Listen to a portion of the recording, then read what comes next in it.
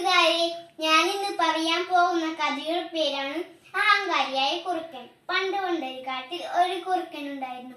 താൻ വളരെ ബുദ്ധിശാലിയും ധൈര്യശാലിയും ആണെന്ന ഭാവത്തോടെയായിരുന്നു കുറുക്കന്റെ നടത്തം. ഒരു ദിവസം കുറുക്കനും കൂട്ടുകാരും കരിമീൻ തോട്ടത്തിൽ നടക്കുകയായിരുന്നു. അപ്പോൾ ഒരു ശബ്ദം കേട്ടു, കൊക്കരോ കോക്കോ. ഇതൊരു പൂവിലെ ശബ്ദമാണല്ലോ.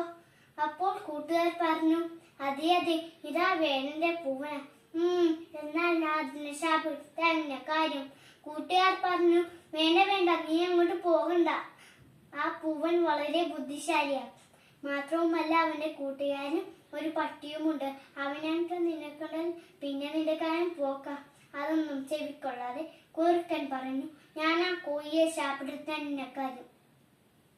രാത്രിയായപ്പോൾ താൻ കേമനാണെന്ന വിചാരത്തോടെ കാവൽക്കാരന്റെ വേഷമെല്ലാം ഒണിഞ്ഞ് കോഴിയുടെ പിന്നാലെ പതിയെ പതിയെ അനങ്ങാൻ തുടങ്ങി.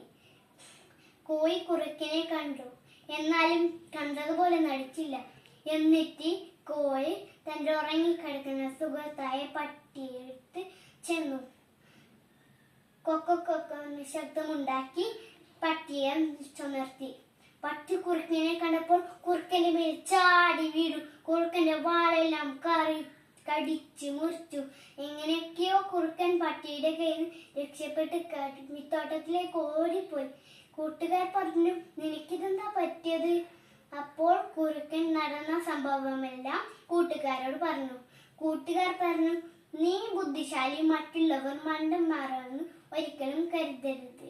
ഈ പാഠം കുറുക്കൻ ഉൾക്കൊണ്ടു. കൂട്ടുകാരി, നിങ്ങൾക്ക് ഈ കഥയിൽ നിന്ന് എന്താണ് മനസ്സിലാകുന്നത്? താൻ ബുദ്ധിശാലിയും മറ്റുള്ളവർ മണ്ടന്മാരെന്ന് ഒരിക്കലും കരുതരുത്. നന്ദി.